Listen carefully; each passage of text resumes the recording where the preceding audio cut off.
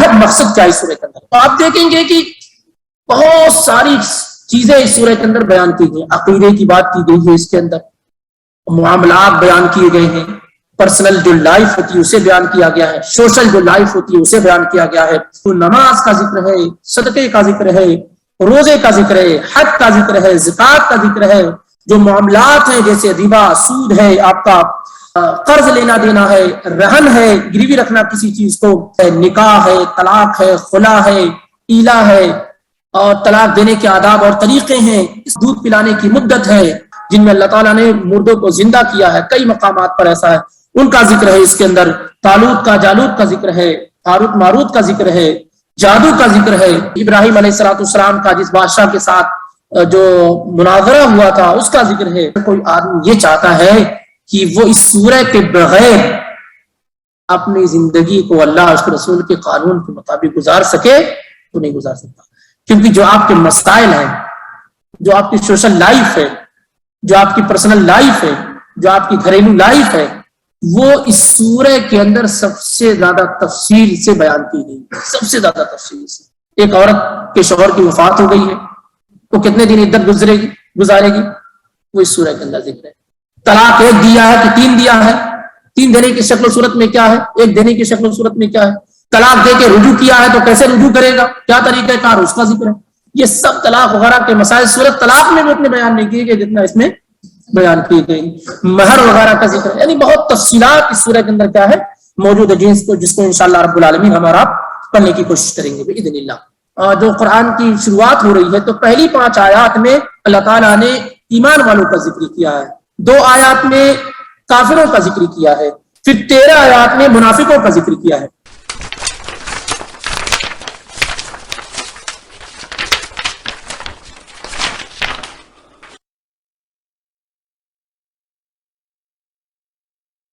اعوذ باللہ من الشیطان الرجیم، بسم اللہ الرحمن الرحیم، الف لام میم، ذالک الکتاب لا ریب فیہ ہدی للمتقین الذین یؤمنون بالغیب ویقیمون الصلاة ومما رزقناهم ينفقون والذين يؤمنون بما أنزل إليك وما أنزل من قبلك وبالآخرة هم يوقنون أولئك على هدى من ربهم وأولئك هم المفلحون۔ الحمد لله والصلاة والسلام على رسول الله وأشهد أن لا إله إلا الله وأشهد أن محمدا عبده ورسوله، أما بعد، سبحانك لا علم لنا إلا ما علمتنا إنك أنت العليم الحكيم، رب اشرح لي صدري ويسر لي أمري واحلل عقدة من لساني يفقهوا قولي رب زدني علما اللهم رب زدنی علما۔ یہ اللہ رب العالمین کا خاص فضل و کرم اور اس کی توفیق کہ ہم اور آپ قرآن کی سب سے عظیم سورہ سورۃ الفاتحہ کا مکمل ترجمہ اور اس کی مختصر تفسیر سماعت کر چکے، سن چکے ہیں۔ اللہ تعالیٰ ہمیں اور آپ کو اس پر عمل کی توفیق عطا فرمائے۔ اب دوسری قرآن کی بڑی عظیم اور جامع سورہ جسے سورۃ البقرہ کہا جاتا ہے اور جس کے اندر سب سے زیادہ احکام، اس سورہ کے اندر سب سے زیادہ احکام بیان کیے گئے ہیں، روزمرہ کی زندگی کیسے گزاری جائے اللہ کے قانون کے مطابق بغیر سورہ بقرہ سمجھے اور پڑھے ہوئے آدمی گزار ہی نہیں سکتا۔ تو انشاءاللہ رب العالمین ہم اور آپ اس سورہ کے اندر داخل ہو رہے ہیں، اور یہ قرآن کی سب سے لمبی سورہ ہے جو تقریباً 2.5 پارے پر مشتمل ہے، 286 آیات اس کے اندر ہیں، 286 آیات اس کے اندر ہیں۔ سورہ بقرہ اتفاقی طور پر مدنی ہے، اور مدنی سورتوں کے متعلق یہ بات آ چکی ہے کہ ما نزل بعد الہجرہ فہو مدنی، جو صورتیں نبی علیہ الصلوۃ والسلام کے مدینہ آنے کے بعد نازل ہوئی ہیں وہ صورتیں کیا ہے؟ مدنی ہیں، خواہ ان صورتوں کا نزول مکہ میں ہوا ہو، مدینہ میں ہوا ہو یا کہیں اور ہوا ہو۔ مدینہ آنے کے بعد جتنی بھی صورتیں آپ صلی اللہ علیہ وسلم پر نازل کی گئیں وہ مدنی کہلاتی ہیں۔ وما نزل قبل الہجرۃ فہو مکی، اور جو صورتیں ہجرت کرنے سے پہلے نازل ہوئیں وہ ساری کی ساری صورتیں مکی کہلاتی ہیں۔ قرآن میں 114 صورتیں ہیں، قرآن میں 114 सूरतें हैं, जिनमें से 20 सूरतें, जिसमें से 20 सूरतें बिल इत्तिफाक मदनी हैं, जिसमें कोई इख्तलाफ नहीं है। जो सूरतें मदनी हैं उनमें अल-बकरा, आल इमरान, अन-निसा, अल-माइदा, अल-अनफाल, अत-तौबा, अन-नूर, अल-अहज़ाब, मुहम्मद, अल-फत्ह, इसी तरीके से अल-हुजरात, अल-हदीद, अल-मुजादिला, अल-मुम्तहिना, अल-जुमुआ, अत-तगाबुन, अल-जुमुआ, अल-मुनाफिकून, और इसी तरीके से अत-तलाक, अत-तहरीम और अन-नस्र हैं। ये 20 सूरतें अल-बकरा, आल इमरान, अन-निसा, अल-माइदा,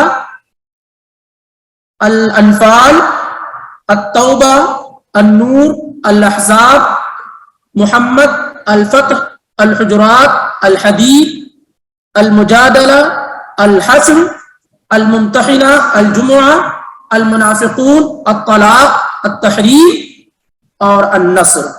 ये क्या है? बिल इत्तिफाक मदनी है। 20 सूरतें। 12 सूरतें वो है जिनमें इख्तलाफ है कि आया मक्की है या मदनी है। वो सूरतें क्या है? अल-फातिहा, अर-राद, अर-रहमान, अस-सफ, अत-तगाबुन, अल-मुतफ्फिफीन, अल-क़द्र, अल-बय्यिना, अज़-ज़लज़ला, अल-इख़लास, अल-फलक और अन-नास। ये 12 सूरतें वो हैं जिसमें इख्तलाफ है कि आया मक्की है या मदनी है, लेकिन दलाइल के एतबार से उस वक्त ये बात तय हो जाएगी कि आया मक्की है या मदनी है। इन 12 सूरतों के अंदर इख्तलाफ है। कितनी होगी टोटल? 20 और 12 कितनी होगी? इसके अलावा कितनी बच रही है? 82। 82 सूरतें बिल इत्तिफाक क्या है?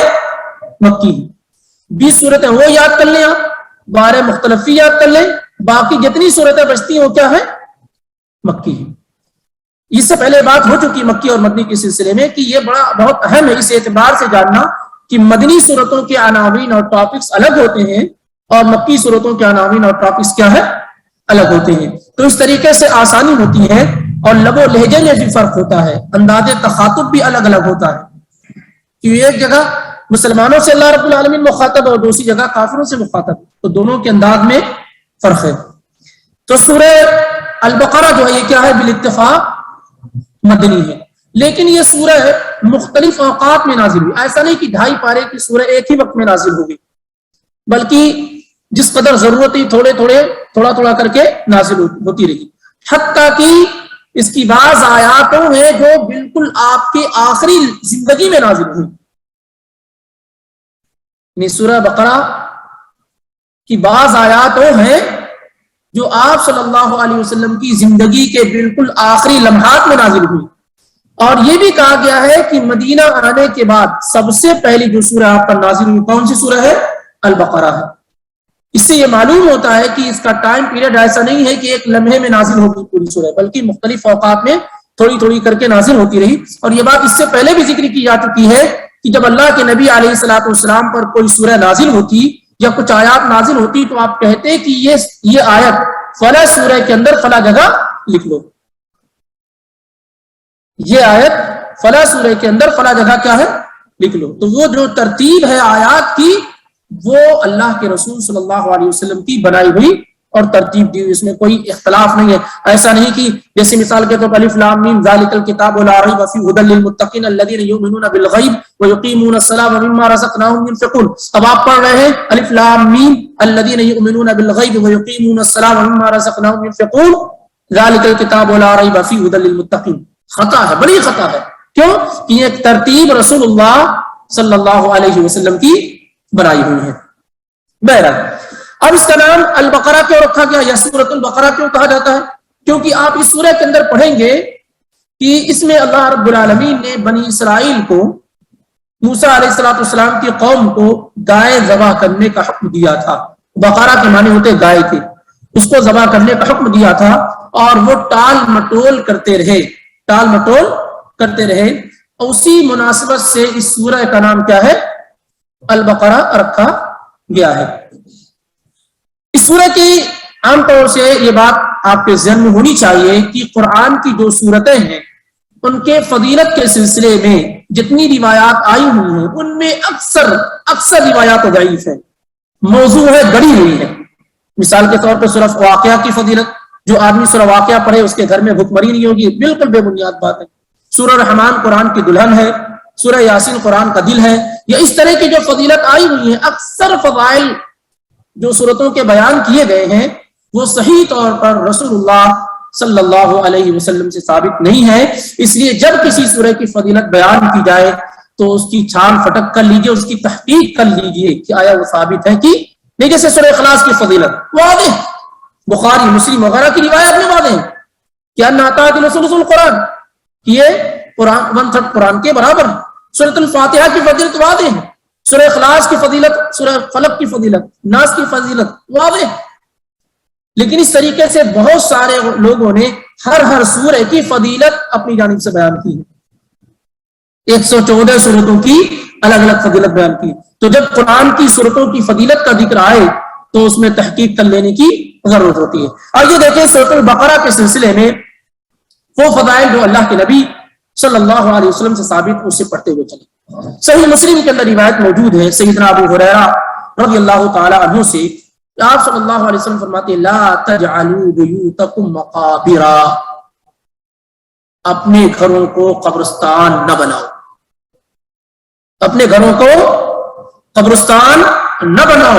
جن گھروں کے اندر قرآن کی تلاوت نہ کی جاتی ہو، جن گھروں میں نمازیں نہ ادا کی جاتی ہوں، وہ گھرانے مثل قبرستان کے ہو جاتے ہیں، کیونکہ قبرستان ہی وہ جگہ ہے جہاں پر قرآن کی تلاوت نہیں کی جا سکتی ہے، نمازیں نہیں پڑھی جا سکتی ہیں۔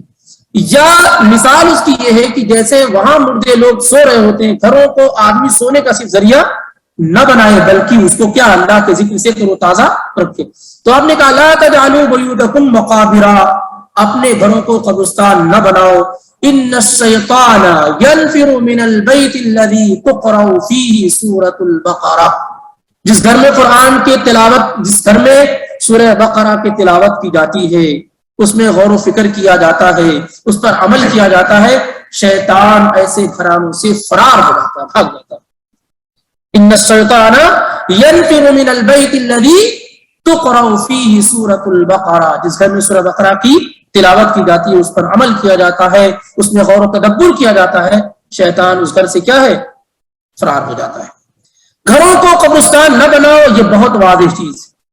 نبی علیہ الصلوۃ والسلام نے کئی مقامات پر اس بات کا حکم دیا۔ مثال کے طور پر عبداللہ ابن عمر رضی اللہ تعالیٰ عنہ کی روایت صحیح بخاری اور مسلم دونوں کے اندر موجود ہے، اجعلوا فی بیوتکم من صلاتکم ولا تتخذوها قبورا، اپنی نمازوں کا کچھ حصہ گھروں کے اندر بناؤ، طے کر لو کہ گھروں میں پڑھنا ہے، گھروں کا کچھ حصہ، نمازوں کا کچھ حصہ کہاں کرو، گھروں کے لیے خاص کر لو، اور گھروں کو قبرستان نہ بناؤ۔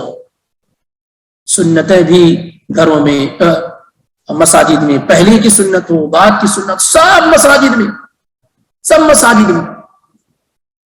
اور عجیب معاملہ تو یہ ہے کہ جیسا بھی میں درس شروع کیا ہوں نا نماز کے فوراً بعد، تو اگر اس طرح سے شروع کر دیا جائے تو بہت سارے لوگ تو کھڑے ہو جاتے اپنی جگہوں پر کہ اللہ کے بندوں کم سے کم موقع تو سنت پڑھنے کا۔ خلاف سنت عمل خود کر کے دوسروں کو روکنے کی جرأت کرتے۔ نبی علیہ الصلوۃ والسلام کا طریقہ یہی تھا کہ آپ نماز سے فارغ ہو جانے کے بعد واعظ کرتے تھے، نصیحت کرتے تھے، اور جن کے پاس سنتوں کا علم نہیں ہے وہ کیا کہیں گے؟ وہ تو کہتے ہیں کہ سنتوں سے فارغ ہونے کے بعد بیٹھو دین کی باتیں ہوں گی، سنتوں سے فارغ ہونے کے بعد بیٹھو دین کی باتیں ہوں گی۔ دین ہی ہے کہ سنتوں کو گھروں کے اندر پڑھا جائے، اور آپ کہتے ہیں کہ سنتوں سے فارغ ہو کر بیٹھو تاکہ دین کی بات کی جائے۔ یہ پہلے ہی دین سے بھی بنیاد چیز ہے۔ نبی علیہ الصلوۃ والسلام فرماتے ہیں، صحیح بخاری اور مسلم کی روایت ہے، افضل صلاۃ المرء فی بیتہ الا المکتوبہ، زید بن ثابت رضی اللہ تعالیٰ عنہ سے صحیح بخاری اور صحیح مسلم کے اندر آپ فرماتے ہیں انسان کی سب سے بہترین نماز، سب سے افضل نماز، سب سے زیادہ اللہ کو راضی کرنے والی نماز، سب سے زیادہ مقام اور مرتبہ رکھنے والی نماز وہ نماز ہے جو گھر میں پڑھی جائے، وہ نماز ہے جو گھر میں پڑھی جائے، سوائے فرض نماز کے، سوائے فرض نماز کے کہ اگر فرض نماز آدمی مسجد میں پڑھتا ہے جماعت کے ساتھ پڑھتا تو یہ واجب اور ضروری ہے اور اللہ کو زیادہ خوش کرنے والی ہے. باقی جتنی بھی نمازیں ہیں وہ تہجد کی نماز ہو, وہ چاش کی نماز ہو, وہ سنتیں ہو پہلے کی, وہ بعد کی سنتیں ہو, ساری کی ساری نمازیں گھروں میں پڑھنے سے زیادہ ثواب. اس میں کوئی اختلافی مسئلہ نہیں, بس نادانی ہے اور جرأت ہے اور دین کو نہ جاننے کا نتیجہ ہے. کیونکہ آپ جانتے ہیں نماز کے متعلق بتایا گیا کہ ریاکاری سے بچا جائے. جب آدمی گھر میں نماز پڑھتا ہے تو ریا سے بہت دور رہتا ہے, اطمینان اور سکون رہتا ہے, گھروں میں برکت نازل ہوتی ہے, رحمتیں نازل ہوتی ہیں, گھر قبرستان بننے سے بچ جاتا ہے, بچوں میں تعلیم و تربیت پیدا ہوتی ہے, شیطان سے فرار کا موقع ملتا ہے, شیطان بھاگتا ہے. گھروں کو آپ نے کھانے پینے اور سونے کی جگہ بنا رکھا ہے, ایسا لگتا ہے کوئی ہوٹل اور سرائے ہو جہاں آپ جاتے ہیں, کھانا کھاتے ہیں اور سوتے ہیں. اور عبادت کے لیے آپ نے صرف مسجد کو خاص کر رکھا ہے. آپ جانتے ہیں کہ نبی علیہ الصلوۃ والسلام کی دیوار, گھر کی دیوار اور مسجد نبوی کی دیوار ایک تھی, آپ کی کھڑکی اور مسجد نبوی کی کھڑکی ایک تھی. اور یہ بھی جانتے ہیں کہ مسجد نبوی میں نماز پڑھنے کا ثواب صحیح روایت کے مطابق 1000 کے برابر ہے, 1000 نماز کے برابر ہے. اس کے بعد بھی اللہ کے نبی علیہ الصلوۃ والسلام سنتیں گھروں میں پڑھتے تھے, صحابہ سنتیں گھروں میں پڑھتے تھے. جن کے راستے مسجد سے ہوتے تھے, ابو بکر صدیق کا راستہ مسجد سے, عمر الفاروق کا راستہ مسجد سے, ان کی کھڑکیاں مسجد میں کھلتی تھیں. اتنی قربت کے باوجود بھی اور اتنی فضیلت کے باوجود بھی وہ سنتیں کہاں پڑھتے تھے؟ اپنے گھروں میں پڑھتے تھے. کیونکہ سنت کو سنت کے مطابق اگر آپ پڑھیں گے تو زیادہ اجر و ثواب ملے گا. سنت کو سنت کے مطابق اگر آپ پڑھیں گے تو زیادہ اجر و ثواب ملے گا. ان باتوں کو جاننے کی کوشش کیجیے. اور اگر آپ نے طے کر رکھا ہے کہ نہیں سنتیں ہم مسجد میں ہی پڑھیں گے, تو میں نہیں کہتا ہوں کہ آپ کی سنت ادا نہیں ہوگی, لیکن سنت کے مطابق ادا نہیں. ایک آدمی مومن ہے, رسول اللہ صلی اللہ علیہ وسلم کی محبت اس کے دل و دماغ کے اندر اگر بسی ہوئی ہو تو کیا وہ کوشش نہیں کرے گا کہ کہاں نماز پڑھنی چاہیے؟ نبی صلی اللہ علیہ وسلم کہاں نماز پڑھا کرتے تھے, یہ توجہ ہونی چاہیے. اسی طریقے سے اگر مسجد میں نماز پڑھنے کی ضرورت پیش ہی آ جائے تو کیا کرنا چاہیے؟ کتنے ایسے لوگ ہیں جو امام نے سلام پھیرا نہیں کہ وہیں کھڑے ہو گئے سنت پڑھنے کے لیے, جگہ تھوڑی بھی نہیں بدلتے. کیوں محروم کرتے ہیں اپنے آپ کو؟ کیوں دین سیکھنے کی کوشش نہیں کرتے؟ آدمی جب نماز پڑھ لے تو وہاں بیٹھا رہے. جب تک بیٹھا رہتا ہے فرض نماز پڑھنے کے بعد فرشتہ یہ دعا کرتا ہے اللہم اغفر لہ اللہم ارحمہ, اے اللہ اس بندے کو بخش دے, اے اللہ اس بندے پر رحم فرما, ما دام فی مصلی. صحیح بخاری اور مسلم کی بات. جب تک آدمی اپنی فرض نماز جہاں پڑھا ہوتا ہے وہاں بیٹھا رہتا ہے, جب تک نہیں اٹھ جائے وہ فرشتہ اس کے لیے دعا کرتا رہتا ہے. آپ اس سے بھی محروم کر لیتے ہیں. جو فرض نمازوں کے بعد اذکار اسے بھی نہیں پڑھتے ہیں, اور سنت کے لیے اتنی جلد بازی ہوتی ہے کہ سلام امام نے پھیرا نہیں فوراً آپ کھڑے ہو گئے. ٹھیک ہے, اگر آپ کو سنت پڑھنی ہے, آپ کو کہیں آفس جانا ہے, کہیں اور جانا ہے, تو اسے بھی طریقہ سیکھ لیجیے کہ کیسے نماز پڑھی جائے. امیر معاویہ رضی اللہ تعالیٰ عنہ نے ایک شخص کو دیکھا, صحیح مسلم کی روایت ہے, جمعے کا خطبہ دے رہے تھے, جمعے کی نماز پڑھ کے فارغ ہوئے, کہتے فقمت فی فصلیت فی مقام, جہاں میں نے فرض نماز پڑھی تھی وہیں میں نے سنت کے لیے میں کھڑا ہو گیا. امیر معاویہ رضی اللہ تعالیٰ عنہ نے کہا کہ بھیجو ان کو میرے پاس, اور کہا کہ اللہ کے نبی علیہ الصلوۃ والسلام نے ہمیں حکم دیا اللہ توصل صلاۃ بصلاۃ حتی نتکلم او نخرج. نبی علیہ الصلوۃ والسلام نے ہمیں یہ حکم دیا ہے کہ ہم ایک نماز کو دوسری نماز کے ساتھ نہ ملائیں, یعنی فرض نماز کو نوافل کے ساتھ نہ ملائیں. اگر نماز پڑھنے کی ضرورت ہو تو کسی سے بات کر لیں تاکہ جو ہے ڈسکنیکٹ ہو جائے معاملہ, یا اس جگہ سے نکل جائے یا وہاں سے نکل جائے. اگر آدمی کو نماز نہیں پڑھنی ہے, جگہ نہیں ہے, تو کسی سے گفتگو کر لے یا پھر وہاں سے نکل جائے. دوسری روایت میں اللہ کے نبی علیہ الصلوۃ والسلام نے کہا, سنن ابو داؤد کی ہے, کہا آیا عاجز احدکم, کیا تم میں سے کوئی آدمی ایسا کام کرنے سے عاجز ہے اذا صلی ان یتقدم او یتاخر عن یمینہ او شمالہ, کہ جب وہ فرض نماز پڑھ لے اور اسے وہاں سنت پڑھنے کی ضرورت ہو, تھوڑا آگے ہو جائے, تھوڑا پیچھے ہو جائے, تھوڑا دائیں ہو جائے, تھوڑا بائیں ہو جائے. آپ سے فرماتے کیا آدمی یہ کرنے سے عاجز ہے؟ کیا ایسا نہیں کر سکتا ہوں؟ یہ کسی مسئلہ کی بات نہیں کر رہا ہوں, اللہ کے بندو اس پر غور کرو, کیونکہ میں ہمیشہ دیکھتا ہوں کہ وہ غلطیاں ہیں جو عام ہیں, وہ غلطیاں ہیں جو عام ہیں. آپ نہیں جانتے کہ قیامت کے دن زمین کا ہر وہ حصہ گواہی دے گا؟ یومئذ تحدث اخبارها. نبی علیہ الصلوۃ والسلام نے اس کی تفسیر میں کیا بیان کیا کہ زمین کہے گی اس بندے نے یہ کام کیا، یہ کام کیا، وہ کام کیا. کیوں اپنی زمینوں کو تنگ کرتے ہو؟ کیوں نہیں پھیل کر کے نماز پڑھتے ہو؟ عبداللہ ابن عمر اور دیگر صحابہ پورے حرم میں نماز پڑھتے تھے اور کہتے تھے کہ قیامت کے دن یہ میرے حصے میں گواہی دے گی، یہ زمین میرے حصے میں گواہی دے گی. وہی آپ نے فرض پڑھی، وہی نوافل پڑھی، وہی جگہ آپ نے طے کر دیا. تھوڑا پھیل کر کے نماز پڑھیے، زمین کے مختلف گوشوں اور حصوں میں نماز پڑھیے تاکہ وہ حصہ آپ کے حق میں قیامت کے دن گواہی دے. بہرحال ضمن یہ بات آ گئی کہ گھروں کو قبرستان نہ بنایا جائے. تو نہ بنانے کا ایک مطلب کیا ہے کہ آدمی وہاں نوافل وغیرہ سنتیں وغیرہ نہ پڑھ کر کے ساری کی ساری چیزیں کیا ہے مسجد میں ہی ادا کرنے کی کوشش کرے. بہرحال آگے کی جو روایت ہے فضیلت ہے اس کی. دوسری فضیلت سورہ بقرہ کی، اللہ کے نبی علیہ الصلوۃ والسلام فرماتے ہیں، مسلم کی روایت حدیث نمبر 804، ابو امامہ الباہلی اس حدیث کے راوی ہیں، وہ کہتے ہیں کہ نبی صلی اللہ علیہ وسلم سے میں نے سنا یہ کہتے ہوئے آپ فرما رہے تھے اقرؤوا القرآن، قرآن پڑھو، قرآن پڑھو، فإنه يأتي يوم القيامة شفيعا لأصحابه، اس لیے کہ قیامت کے دن قرآن اپنے پڑھنے والوں کی شفاعت کرے گا. قیامت کے دن قرآن اپنے پڑھنے والوں کی شفاعت کرے گا. مزید فرماتے ہیں آپ صلی اللہ علیہ وسلم اقرؤوا الزہراوین، دو نور والی روشنی والی سورتوں کے پڑھو، البقرہ و آل عمران، سورہ بقرہ اور آل عمران پڑھو. ایک مرتبہ آپ نے کہا پورا قرآن پڑھو، پھر اس سے خاص کیا دو عظیم سورتوں کو، البقرہ اور آل عمران کو، کیونکہ یہ بڑی عظیم سورتیں ہیں. اور آپ فرماتے ہیں دو نور والی روشنی والی سورتوں کو پڑھو، فإنهما يأتيان يوم القيامة كأنهما غمامتان أو كأنهما غيايتان أو كأنهما فرقان من طير صواف تحاجان عن أصحابهما. آپ فرماتے ہیں سورہ بقرہ اور آل عمران پڑھو اس لیے کہ قیامت کے دن یہ دونوں صورتیں آئیں گی، ان کو جسم دیا جائے گا، شکل دی جائے گی. یہ آئیں گی کس صورت میں؟ جب آپ قیامت کے اندر، قیامت کے دن میں، حشر کے میدان میں تلخیوں میں پریشانیوں میں ڈوبے ہوئے ہوں گے، یہ صورتیں آئیں گی اور آپ کے لیے بادل کے قائم مقام ہو جائیں گی. کأنہما غمامتانی، گویا کہ یہ آپ کو سایہ کر دیں گی، او غیایتانی، یا اسی طریقے سے جیسے امبریلا اور چھاتا ہوتا جو سروں کو ڈھانک لیتا ہے، وہ شدت جو دھوپ کی ہوگی اس سے آپ کو بچائیں گی. یا اسی طریقے سے جو پرندے کے پر ہوتے ہیں اس کے ذریعے سے وہ بتائیں گے، پرندوں کا جھنڈ ہوگا. اس طریقے سے یعنی کہنے کا مقصود یہ ہے کہ یہ دونوں صورتیں اپنے پڑھنے والوں کے سلسلے میں کیا کریں گی؟ شفاعت کریں گی اور انہیں حشر کی تلخیوں اور سختیوں سے بچائیں گی.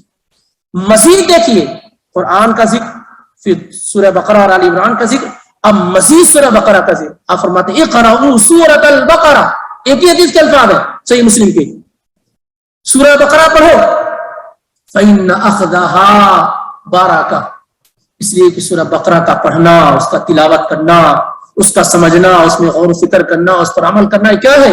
برکت کا سبب ہے، برکت کا ذریعہ ہے. برکت کا مطلب زیادہ ہو جانا، بڑھ جانا، مال میں، اولاد میں، عمر میں، تمام چیزوں میں بڑھنے کا کیا ہے؟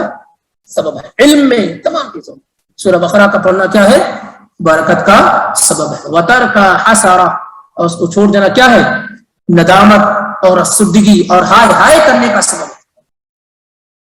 ولا يستطيعها البطلہ، اور باطل پرست لوگ اس کو پڑھنے کی طاقت نہیں رکھتے. بطلہ کی تفسیر یہ کی گئی کہ جادوگر اس کو پڑھ نہیں سکتے کیونکہ اس کے اندر وہ چیزیں بیان کی گئی ہیں جو جس کی وہ طاقت نہیں رکھتے. یا اسی طریقے سے یہ کہا گیا ایک معنی کہ جو لوگ اس سورہ کو پڑھتے ہیں جادوگروں کی جادوگری ان پر اثر انداز نہیں ہو سکتی. تو یہ بڑی عظیم سورہ ہے سورۃ البقرہ، بڑی عظیم سورہ سورۃ البقرہ، اور اس کے بہت سارے فضائل اس کے علاوہ بھی موجود ہیں. خاص طور سے انس بن مالک رضی اللہ تعالیٰ عنہ کہتے ہیں، اصل روایت سے مسلم کے اندر موجود ہے، میں جو کوٹ کر رہا ہوں مسند احمد سے ہیں، کہتے ہیں کہ کان الرجل اذا قرأ البقرہ وآل عمران جد فینا یعنی عظما وفی روایت یعد فینا عظیما. جب انسان سورہ بقرہ، ہم میں سے کوئی شخص جب سورہ بقرہ اور سورہ آل عمران پڑھ لیتا تھا، سیکھ لیتا تھا، سمجھ لیتا تھا، تو جد فینا عظم فینا، تو ہمارے درمیان وہ آدمی بہت بڑا ہو جاتا تھا، شان اور مقام و مرتبے والا ہو جاتا تھا کہ وہ شخص ہے جسے سورہ بقرہ اور سورہ آل عمران آتی ہے، یعنی اس کو اس کی سمجھ حاصل ہے، اس کے اندر اس کی تفاصیر اسے معلوم ہے، اور وہ آدمی ہمارے درمیان کیا ہے؟ بلند مقام والا شمار کیا جانے لگتا تھا. ایسے ہی مسند احمد مستدرک حاکم کی روایت ہے عبداللہ بن مسعود رضی اللہ تعالیٰ عنہ سے، اور شیخ البانی اس روایت کو حسن قرار دیتے ہیں کہ اللہ کے نبی صلی اللہ علیہ وسلم فرماتے ہیں ان لکل شیء سناما، ہر چیز کا ایک ٹاپ ہوتا ہے، ایک چوٹی ہوتی ہے، ہر چیز کی ایک ٹاپ اور چوٹی ہوتی ہے، ایک اونچا حصہ ہوتا ہے. گھر بھی دیکھیں، پہاڑوں کو دیکھیں، ہر چیز کا کیا ہے؟ ہمارا اپنا جسم ہے، یہ سر کیا ہے؟ ہمارے بدن کا ٹاپ ہے تو پورا بدن، لیکن ٹاپ کیا ہے؟ سر ہے. تو اللہ کے نبی علیہ الصلوۃ والسلام فرماتے ہیں ان لکل شیء سناما، ہر چیز کا ایک ٹاپ ہوتا ہے، ایک چوٹی ہوتی ہے. وسنام القرآن سورۃ البقرہ، اور قرآن کی جو چوٹی ہے، ٹاپ ہے، وہ کیا ہے؟ سورہ بقرہ ہے، سورہ بقرہ ہے. اور یہ تو پوری سورہ کی فضیلت ہے. اندر آپ داخل ہوں گے تو آیت الکرسی کی فضیلت، اندر آپ داخل ہوں گے تو سورہ بقرہ کی آخری دو آیت کی فضیلت، یہ الگ الگ ہے. یہ کیا ہے؟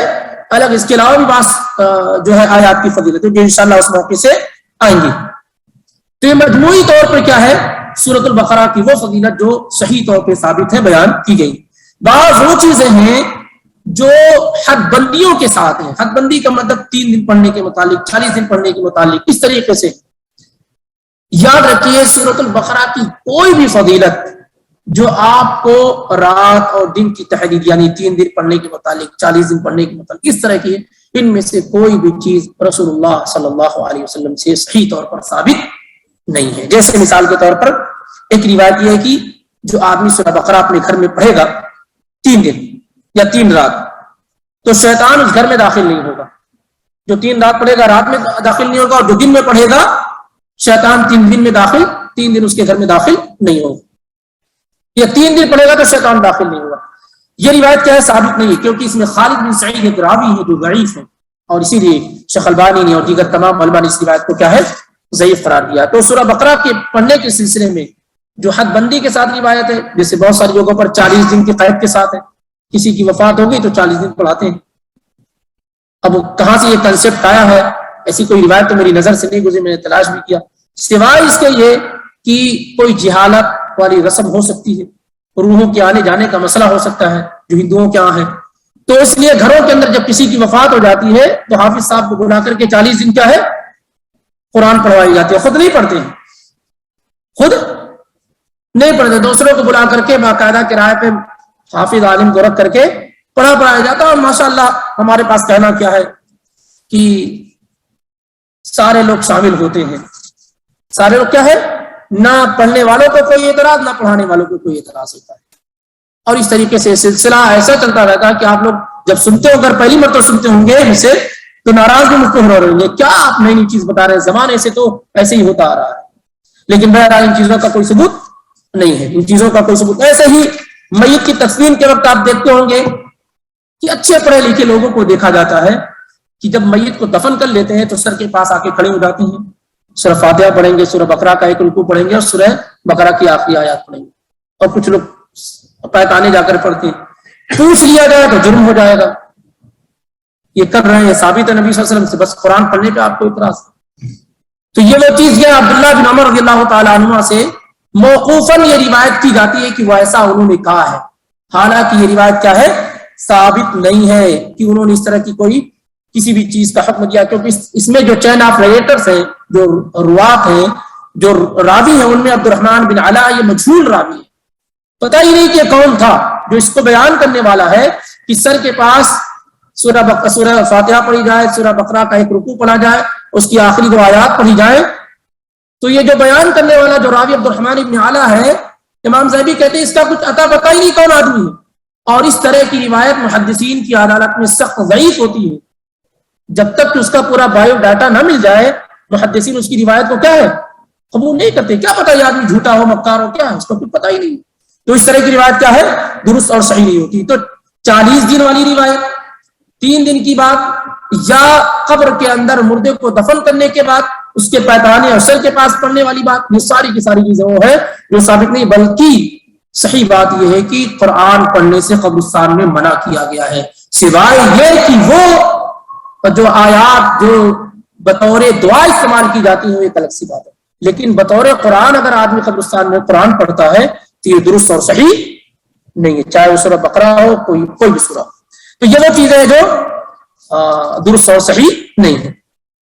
اس سورہ کے مقاصد کیا ہیں اس کا اہم مقصد کیا ہے اس سورہ کے اندر تو آپ دیکھیں گے کہ بہت ساری چیزیں اس سورہ کے اندر بیان کی گئی. عقیدے کی بات کی گئی ہے اس کے اندر معاملات بیان کیے گئے ہیں پرسنل جو لائف ہوتی ہے اسے بیان کیا گیا ہے سوشل جو لائف ہوتی ہے اسے بیان کیا گیا ہے. ان تمام چیزوں کو بہت تفصیل سے ذکر کیا گیا. اگر ہم اس کے موضوعات کو الگ الگ بیان کرنا چاہیں ٹاپکس کو تو یہ سمجھ سکتے ہیں کہ جو آپ دیکھیں گے جو قرآن کی شروعات ہو رہی ہے تو پہلی 5 آیات میں اللہ تعالیٰ نے ایمان والوں کا ذکر کیا ہے 2 آیات میں کافروں کا ذکر کیا ہے پھر 13 آیات میں منافقوں کا ذکر کیا ہے. اس میں زمین پر 3 طرح کے افراد بستے ہیں رہتے ہیں. ایک وہ جو خالص مومن ہے ایک وہ جو خالص کافر ہے ایک وہ ہے جو دل کے اندر کفر اور ظاہر میں اسلام کا اظہار کرتے ہیں جن کو منافق کہا جاتا ہے. تو اللہ تعالیٰ نے اس سورہ کے اندر بلکہ ابتدا ہی میں لوگوں کی اقسام کو بیان کر دیا ہے 3 قسم کی اقسام کو بیان کر دیا اور بیان کرنے کے بعد کہا یا ایھا الناس اعبدوا ربکم الذی خلقکم والذین من قبلکم لعلکم تتقون. اس کے بعد اللہ تعالیٰ نے تمام لوگوں کو یہ حکم دیا کہ میں تمہارا رب ہوں میری عبادت کرو اور پھر اپنے احسانات کو اللہ تعالیٰ نے گنوائے کہ ہم نے تمہارے لیے زمین کو بچھونا بنایا آسمان سے بارش نازل کی اور یہ اس طرح کی ساری چیزیں اور اپنی تمام نعمتوں کا ذکر کیا اور ڈرایا اور دھمکایا کہ اگر تم نے میری عبادت نہیں کی مجھے اپنا رب نہیں مانا تو ہم نے تمہارے لیے جہنم کو تیار کر رکھا ہے. اسی طریقے سے انسان کی جو پیدائش ہوئی ہے سبھی جانتے ہیں کہ آدم اس کا ذکر ہے اور اللہ تعالیٰ کا کی جو گفتگو فرشتوں کے ذریعے سے ہوئی کہ اللہ تعالیٰ نے آدم علیہ السلام کو پیدا کرنا چاہا اس کا ذکر ہے سجدے وغیرہ کا ذکر ہے. آدم علیہ السلام کو زمین پہ خلیفہ بنانے کا ذکر ہے. آدم علیہ السلام کا شیطان کے ساتھ جو قصہ اور واقعہ ہوا اس کا ذکر ہے. اسی طریقے سے بنی اسرائیل کے جو اہم واقعات اور انسیڈنٹ ہیں ان کا ذکر ہے اس سورہ کے اندر. ابراہیم علیہ السلام کی ابتلا اور آزمائش کا ذکر ہے اور خانہ کعبہ کی تعمیر کا ذکر ہے بنانے کا ذکر ہے جو انہوں نے یعقوب علیہ السلام نے اپنے بچوں کو وصیت کی تھی اس کا ذکر ہے اس کے اندر. اسی طریقے سے آپ دیکھیں گے تو نماز کا ذکر ہے صدقے کا ذکر ہے روزے کا ذکر ہے حج کا ذکر ہے زکات کا ذکر ہے جو معاملات ہیں جیسے ربا سود ہے آپ کا اور قرض لینا دینا ہے رہن ہے گروی رکھنا کسی چیز کو ان تمام چیزوں کا ذکر ہے. نکاح ہے طلاق ہے خلا ہے ایلا ہے اور طلاق دینے کے آداب اور طریقے ہیں. اس کے علاوہ دودھ پلانے کی مدت ہے. یہ سارے کے سارے جو اہم واقعات ہیں جو اہم معاملات ہیں انسانی زندگی کے وہ سب کیا ہے اس سورہ کے اندر واضح طور پر بیان کیے گئے ہیں ذکر کیے گئے ہیں. اور بھی اس کے علاوہ بہت سارے واقعات جن میں اللہ تعالیٰ نے مردوں کو زندہ کیا ہے کئی مقامات پر ایسا ہے ان کا ذکر ہے اس کے اندر. طالوت کا جالوت کا ذکر ہے ہاروت ماروت کا ذکر ہے جادو کا ذکر ہے. یہ سب تفصیلات کیا ہے اس سورہ کے اندر آپ کو ملیں گی. ابراہیم علیہ السلام کا جس بادشاہ کے ساتھ جو مناظرہ ہوا تھا اس کا ذکر ہے. یہ ساری کی ساری چیزیں کیا ہے بہت ساری چیزیں اس سورہ کے اندر ذکر کی گئی. اس لیے اگر کوئی آدمی یہ چاہتا ہے کہ وہ اس سورہ کے بغیر اپنی زندگی کو اللہ اور اس کے رسول کے قانون کے مطابق گزار سکے تو نہیں گزار سکتا. کیونکہ جو آپ کے مسائل ہیں جو آپ کی سوشل لائف ہے جو آپ کی پرسنل لائف ہے جو آپ کی گھریلو لائف ہے وہ اس سورہ کے اندر سب سے زیادہ تفصیل سے بیان کی گئی. سب سے زیادہ تفصیل سے. ایک عورت کے شوہر کی وفات ہو گئی ہے وہ کتنے دن عدت گزارے گی وہ اس سورہ کے اندر ذکر ہے. طلاق 1 دیا ہے کہ 3 دیا ہے 3 دینے کی شکل و صورت میں کیا ہے 1 دینے کی شکل و صورت میں کیا ہے. طلاق دے کے رجوع کیا ہے تو کیسے رجوع کرے گا کیا طریقہ کار اس کا ذکر ہے. یہ سب طلاق وغیرہ کے مسائل سورت طلاق میں بھی اتنے بیان نہیں کیے گئے جتنا اس میں بیان کی گئی. مہر وغیرہ کا ذکر ہے یعنی بہت تفصیلات اس سورہ کے اندر کیا ہے موجود ہے جس کو انشاءاللہ رب العالمین ہمارا پڑھنے کی کوشش کریں گے باذن اللہ۔ سب سے پہلی آیت کیا ہے اس سورہ کی؟ بسم اللہ الرحمن الرحیم، اللہ کے نام سے شروع کرتا ہوں جو بڑا مہربان اور نہایت رحم کرنے والا ہے۔ الف لام میم، الف لام میم، یہ حروف مقطعات ہے۔ قطع کے معنی ہوتے ہیں ٹکڑے کے، قطع بولتے ہیں اسی کو، ٹکڑے کو بولتے ہیں، کیونکہ حروف مقطعات وہ حروف ہیں جو الگ الگ پڑھے جاتے ہیں، الف لام میم۔ اس طرح سے قرآن میں کتنی صورتیں ہیں جی؟ 29 صورتیں وہ ہیں قرآن کے اندر جو کس سے شروع ہوتی ہیں؟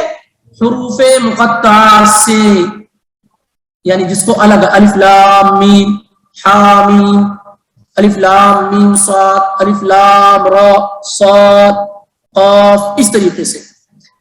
اور 29 صورتوں میں سے 2 صورتیں ہٹا دیجئے، سورہ بقرہ اور سورہ آل عمران، یہ مدنی ہے۔ باقی جو 27 ہیں ان میں 26 بالاتفاق مکی ہیں۔ ایک سورہ الرعد ہے جس میں اختلاف بھی گزرا۔ 29 صورتوں میں سے 2 صورتیں البقرہ اور آل عمران یہ مدنی ہیں، باقی 27 میں 26 بالاتفاق مکی ہیں، اور ایک سورہ الرعد کے اندر کیا ہے؟ اختلاف ہے کہ مکی اور مدنی، اور صحیح ہے کہ یہ بھی مکی۔ جہاں جہاں حروف مقطعات سے جن سورہ کی شروعات ہوں گی وہاں آپ محسوس کریں گے کہ وہاں قرآن کا، قرآن کے اعجاز کا، قرآن کی بلاغت کا ذکر ہوگا۔ اکثر جگہوں پر کیا ہے آپ کیا پائیں گے کہ قرآن کی خوبیاں، اس کا اعجاز وغیرہ بیان کیا، جیسے الف لام میم ذالک الکتاب لا ریب فیہ۔ سمجھ رہے؟ عام طور سے حروف مقطعات کے متعلق، حروف مقطعات کے متعلق اس کا معنی کیا ہے، لوگوں نے مختلف معنی بیان کیے ہیں۔ اس سلسلے میں صحیح بات یہ ہے کہ خلفائے راشدین وغیرہ نے توقف اختیار کیا ہے۔ نہ ابوبکر صدیق نے، نہ عمر الفاروق نے، نہ عثمان ذو النورین نے، نہ علی ابن ابی طالب نے، اور دیگر صحابہ اور تابعین نے اس کا کوئی معنی بیان نہیں کیا ہے، اور یہی کہا کہ اللہ اعلم بمرادہ، اللہ تعالیٰ ہی اس کا بہترین معنی جانتا ہے، اور اللہ ہی جانتا ہے کہ اللہ تعالیٰ کی مراد اس سے کیا ہے۔ تو اس سلسلے میں سلف پر صحیح قول یہ ہے، صحیح ہے کہ بعض صحابہ اور بعض تابعین نے اس کا معنی بیان کیا، لیکن اس سلسلے میں یہ ہے کہ اکثر صحابہ نے، اکثر تابعین نے، اکثر علماء نے، اکثر مفسرین نے یہی کہا کہ اللہ ہی اس کا بہترین معنی اور اللہ ہی اس کی مراد بہترین طریقے سے جاننے والا ہے۔ وجہ کیا ہے پھر اسے بیان کرنے کی؟ ایک اعجاز ہے، کیونکہ جہاں جہاں یہ حروف مقطعات سے جن صورتوں کی شروعات ہو رہی ہے وہاں آپ محسوس کر رہے ہیں کہ قرآن کے متعلق گفتگو ہو رہی ہے، اور قرآن کے متعلق کفار مکہ کے بعض لوگوں کا یا اکثر لوگوں کا خیال یہ تھا کہ یہ انسانی کلام ہے، تو اللہ تعالیٰ نے بطور اعجاز کے کہا کہ ٹھیک، اگر انسانی کلام ہے تو تم بھی بناؤ، وہی حروف ہے جو تم استعمال کرتے ہو تم بھی بناؤ اس طریقے سے، اور اس طریقے سے کیا ان کو چیلنج کیا گیا، اس طریقے سے ان کو کیا ہے چیلنج کیا گیا ہے۔ تو حروف مقطعات سے جو صورتیں شروع ہوتی ہیں وہ 29 ہیں، جن میں 2 صورتیں البقرہ اور آل عمران یہ بالاتفاق مدنی ہیں، 27 صورتوں میں 26 صورتیں بالاتفاق مکی ہیں، ایک کے متعلق سورہ الرعد کے متعلق اختلاف ہے، اور اس میں بھی صحیح بات یہ ہے کہ وہ مکی۔ اس سے آپ کو یہ اندازہ ہو جائے گا کہ جب آپ پڑھ رہے ہوں گے کہ یہ صورتیں مکی ہیں یا مدنی ہیں، اور یہ بھی اندازہ ہو جائے گا کہ اس میں کس طرح کے ٹاپکس کیا ہے بیان کیے گئے ہیں۔ بہرحال اب انشاءاللہ رب العالمین آئندہ ہفتے میں ہم باذن اللہ باقاعدہ طور سے سورۃ البقرہ کے اندر داخل ہوں گے، ذالک الکتاب لا ریب فیہ ھدی للمتقین سے انشاءاللہ شروعات ہوگی۔ اگر کوئی چیز سمجھ میں نہیں آئی ہے تو پوچھی جا سکتی ہے۔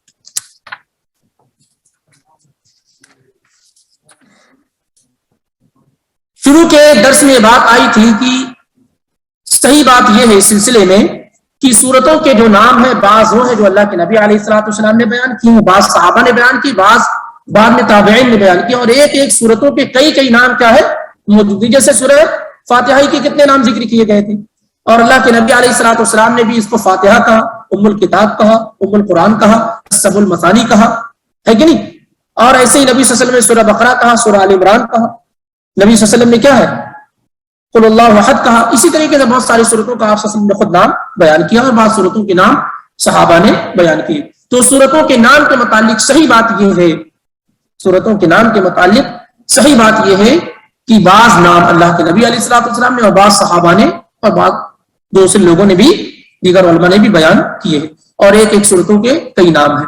لیکن بہت سارے علماء کی، ابن جریر الطبری کی رائے یہ ہے رحمہ اللہ کی کہ تمام کے تمام نام بھی توقیفی ہیں، یعنی نام یہ رسول اللہ صلی اللہ علیہ وسلم سے ہی بیان کیے گئے ہیں، لیکن یہ قول مضبوط نہیں ہے، واللہ اعلم۔ حروف مقطعہ کا وہ لوگ جیسا حروف مقطعات کا وہ تعویذ گھنٹے والوں سے پوچھیے، وہی جانتے ہوں گے وہ کیا ہے، وہی لوگ جانتے ہوں گے، کیونکہ ہمارے پاس یہی بتایا گیا کہ اللہ ہی بہتر جانتا ہے کہ اس کی مراد کیا ہے، اس سے اللہ اس کا بہترین معنی جانتا ہے۔ تو بہت سارے لوگ کیا ہے، صحیح ہے کہ اس کا وہ سب بناتے ہیں۔ اصل مسئلہ یہ ہے کہ تعویذ چاہے قرآنی ہو یا غیر قرآنی، اس سلسلے میں سلف کی صحیح رائے یہ ہے کہ تعویذ نہیں بنائی جا سکتی۔ عبداللہ بن مسعود وغیرہ کی جو رائے یہ ہے، چاہے قرآنی ہو یا غیر قرآنی تعویذ ہو، اس کا استعمال نہیں کیا، کیونکہ صحابہ میں سے کسی ایک صحابی سے اس کا ثبوت نہیں۔ اور جو مشہور عبداللہ بن عمرو بن عاص رضی اللہ تعالی عنہما کے متعلق وہ ثابت نہیں۔ یہ بات صحیح ہے کہ وہ اپنے بچوں کو یہ دعا سکھلاتے تھے، اعوذ بکلمات اللہ التامات من شر ما خلق، لیکن آگے ہے وہ زیادہ ہے کہ جس بچے کو یاد نہیں ہو پاتی تھی اسے گردن میں لٹکا دیتے تھے، یہ غلط ہے۔ اور اگر اس کو صحیح بھی مان لیا جائے تو اس کا مطلب صرف تعلیم دلانا تھا، تعویذ بنانا نہیں۔ سمجھ رہے ہیں؟ جیسے کوئی آدمی کوئی چیز یاد نہ ہو اس کو لٹکا لے تاکہ یاد رہے، یا اپنے سامنے رکھ لے یاد رہے، تو اس کو تعویذ تو نہیں کہیں گے، وہ ریمائنڈر کہہ سکتے ہیں یاد دہانی کے لیے۔ تو عبداللہ بن عمرو بن عاص رضی اللہ تعالی عنہ سے جس بات کا ثبوت ہے وہ یہ کہ وہ یہ دعا سکھلاتے تھے، اعوذ بکلمات اللہ التامات من شر ما خلق۔ جن بچوں کو یاد نہ ہو پائے، یہاں تک تو ثابت ہے، جن بچوں کو یاد نہیں ہو پاتی تھی اس کے گردن میں لٹکا دیتے تھے، لیکن یہ حصہ ثابت نہیں۔ اور اگر ثابت مان لے تو اس سے تعویذ کا ثبوت نہیں، صرف ریمائنڈر اور یاد دہانی مقصود ہوتی تھی، یاد دلانا مقصود۔ تو تعویذ قرآنی ہو یا غیر قرآنی ہو یہ درست اور صحیح نہیں ہے۔ یہ الگ بات ہے کہ ہندوستان میں جن مفسرین نے قرآن کا ترجمہ اور تفسیر بیان کی، اخیر میں انہوں نے تعویذ و بندہ بھی بیان کر دیا، نعوذ باللہ من ذالک۔ اور اگر میری یادداشت خطا نہ کر رہی ہو تو آج بھی آپ ہندوستان اور پاکستان میں وہ تراجم قرآن کے پائیں گے جن میں اخیر میں تعویذ و بندہ کا طریقہ بھی بتایا گیا۔ مولانا اشرف علی تھانوی کا بیان القرآن دیکھیے، اخیر میں پورے تعویذ و بندے سکھلائے اور بتلائے گئے تھے، اگر وہ ہٹایا نہ گیا ہو تو، لیکن وہ نسخہ میں نے خود دیکھا ہے، واللہ اعلم بالصواب۔ یہ مقصد نہیں ہے قرآن کا۔ ہو گیا مکمل؟ ایک سوال ہے، یہ اس کا لے لیتے ہیں، کیا سوال ہے؟ سورہ بقرہ کے آخری 2 آیت اگر کوئی پڑھ کے سوتا ہے اور انتقال ہو جاتا ہے تو کیا یہ آیت اس کے لیے کافی ہوں گی؟ کیا یہ صحیح ہے؟ نبی علیہ الصلوۃ والسلام نے کہا من قرأ آخر آیتین من سورۃ البقرہ فی لیلۃ کفتاہ، صحیح بخاری اور مسلم کی روایت ہے کہ جو آدمی سورہ بقرہ کی آخری 2 آیات پڑھ لے رات میں تو یہ 2 آیات اس کے لیے کافی ہو جاتی ہیں۔ کافی ہو جانے کا مطلب یہ ہے جو محدثین نے بیان کیا ہے وہ یہ ہے کہ ہر شر اور فساد سے، ہر طرح کے نقصان سے اس کے لیے کیا ہے، کافی ہو جاتی ہے۔ یا اسی طریقے سے جو آدمی سے پڑھ لیتا ہے اسے اور دعاؤں کے پڑھنے کی ضرورت نہیں رہ جاتی ہے۔ آپ نے کیا کہا کہ کیا وہ جنت میں داخل ہو جائے گا؟ اگر اس کا انتقال ہو جاتا ہے یہ 2 آیت پڑھ کے سونے کے بعد تو کیا یہ آیت کافی ہے اس کے لیے؟ اس کے جنت کے لیے، ہاں، جنت میں داخل ہونے کے لیے؟ واللہ اعلم بالصواب، نہیں معلوم مجھے اس بارے میں۔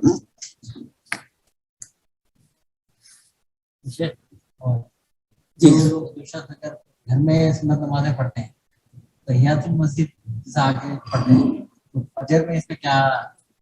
کبھی بھی تحیت المسجد ایک الگ اور سیپریٹ نماز ہے، اس کے متعلق نبی صلی اللہ علیہ وسلم کی جو حدیث ابو قتادہ الانصاری رضی اللہ تعالیٰ عنہ سے مروی صحیح بخاری اور صحیح مسلم میں آپ نے فرمایا اذا دخل احدکم المسجد، جب بھی کوئی آدمی تم میں سے مسجد میں داخل ہو فلا یجلس حتی یصلی رکعتین، تو نہ بیٹھے یہاں تک کہ 2 رکعت نماز ادا کر لے، یہاں تک کہ 2 رکعت نماز ادا کر لے۔ اور اسی طریقے سے اللہ کے نبی علیہ الصلوۃ والسلام جمعے کا خطبہ دے رہے تھے، ایک صحابی آئے اور بیٹھ گئے، آپ نے کہا کہ قم فصلی رکعتین، کھڑے ہو جاؤ اور 2 رکعت نماز ادا کرو۔ اور جابر بن عبداللہ رضی اللہ عنہ کی روایت صحیح مسلم میں ہے کہ آپ نے ان سے یہ بھی کہا وَلْيَتَجَوَّزْ فِيهِمَا، اور ہلکی نماز پڑھو، یعنی مختصر سورہ پڑھو۔ اب یہ کچھ ہو سکتا ہے، کچھ مسالک میں اس کا اختلاف ہو، لیکن صحیح روایات اس سلسلے میں یہی ہے کہ آدمی جب بھی مسجد میں داخل ہو، اسی لیے علماء کہتے ہیں کہ اگر آدمی عصر کے بعد بھی آیا ہے تب بھی نماز پڑھنے کے بعد بیٹھے گا. تو اس سے نوافل اور سنتوں کا کوئی تعلق نہیں ہے. البتہ جیسے کوئی آدمی فجر کی سنت نہیں پڑھا ہے اور مسجد میں آ کے پڑھتا ہے تو اب اس کو تحیۃ المسجد پڑھنے کی ضرورت نہیں رہے گی. یا کوئی آدمی مسجد میں داخل ہو اور جماعت کھڑی ہوگی تو اس کو تحیۃ المسجد پڑھنے کی ضرورت نہیں. یہ اس وقت ہے جب آدمی مسجد میں داخل ہو اور اس کے پاس وقت تو بیٹھنا چاہ رہا ہے تو یہ مسجد کا حق ہے کہ بغیر نماز پڑھے ہوئے وہ نہ بیٹھے. تحیہ کے معنی ہو سلامتی کے، سلامی کے. یہ مسجد کی سلامی ہے کہ آپ کیا ہے، مسجد اسی لیے بنائی گئی نا.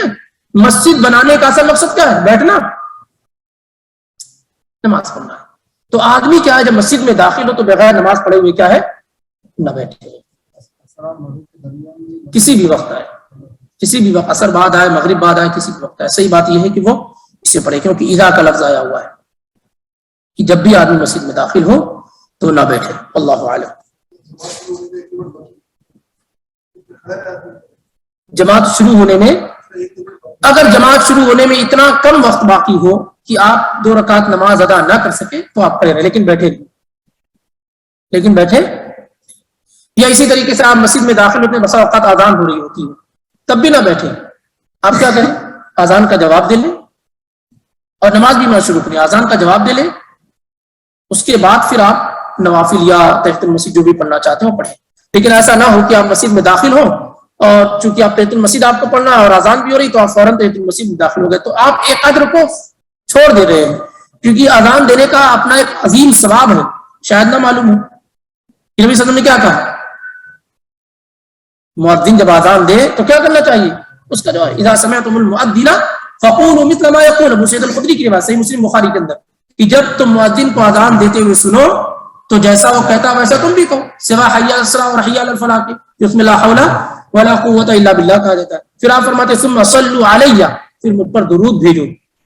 اذان کا جواب دو، پھر مجھ پر درود بھیجو. ثم صلوا اللہ علی الوسیلہ، پھر میرے لیے اللہ سے وسیلے کا، یعنی وہ دعا اللہم رب هذه الدعوۃ التامہ والصلاۃ القائمہ آت محمدا الوسیلۃ والفضیلہ وابعثہ مقاما محمودا الذی وعدتہ. یہ پڑھو. اور جو ہے درجۃ الرفیعۃ اور نہ جانے، یہ سب الفاظ ثابت نہیں نبی صلی اللہ علیہ وسلم کے. یہ سب الفاظ کیا ہے؟ سب یہ دعا پڑھ لیں تو نبی صلی اللہ علیہ وسلم کیا فرماتے ہیں؟ فقد حلت له شفاعتی یوم القیامہ، تو قیامت کے دن اس کے حق میں میری شفاعت کیا ہے؟ یقینی اور واجبی ہو گئی. اس لیے موقع کیا ہے؟ چھوڑنا نہیں چاہیے. اس میں مرد ہو یا عورت اس سے برابر ہے. عورتیں تو سمجھتی ہیں کہ دین کا کچھ ہی حصہ پر نازل ہوا، باقی تو سب مردوں کے لیے ہے. تو وہ اذان کا جواب دینے کے لیے، نماز پڑھنے کے پہلے تو ہم دیکھتے تھے، پتہ نہیں آپ لوگوں کے پاس ہے کہ نہیں، جب اذان ہوتی تھی عورتیں سر پہ دوپٹہ اگر نیچے گرا ہوا تو سر پہ رکھ لے، بس یہی نماز ہوگی ان کی. نہ اذان کا جواب دینا ہے، نہ درود پڑھنا ہے، نہ دعا پڑھنی ہے، بس سر پہ دوپٹہ صحیح کر لیا، یہ سب کچھ ہو گیا. تو یا تو اس میں ہماری اپنی خطا ہے کہ ہم نے اس کو بتایا نہیں، یا پھر آپ محسوس کرتے ہوں گے، جبکہ وہ نبی صلی اللہ علیہ وسلم نے کیا کہا؟ انما النساء شقائق الرجال، عورتیں اور مرد دین کے احکام میں برابر ہیں. نہ جو سوال ہم سے ہونا وہی سوال ہم سے ہونا، تھوڑا بھی فرق نہیں. جس میدان محشر میں ہم کو کھڑا ہونا وہی ان کو بھی کھڑا ہونا، جیسے ہم کو کھڑا ہونا ویسے ان کو بھی کھڑا ہونا. سوالات کا وہی انداز ہم سے، وہی انداز ان سے بھی. جہنم ان کی سیپریٹ اور الگ نہیں بنائی گئی، جنت الگ ان کی بنائی گئی، سب ایک. یہ تو ہمارے لوگوں نے ایسا الگ کر دیا ہے، نماز الگ ہے، یہ الگ ہے، وہ الگ ہے. اس سے وہ بیچاری سمجھنے لگی کہ دین کا بڑا حصہ مردوں کے لیے، باقی تھوڑا حصہ کیا ہے؟ ہمارے لیے. چند چیزیں جہاں پر وہ ایکسپشنز ہیں، استثناء ہے. جہاد میں شریک نہیں ہوں گی، ان کے لیے جہاد نہیں ہے. جماعت کے ساتھ نماز نہیں ہے، جمعے کی نماز ان پر فرض نہیں ہے. چند چیزیں بس، باقی سب میں کیا ہے؟ وہ برابر. سیرت کا درس رہ جائے گا، تو اگر اجازت ہو تو شروع کریں.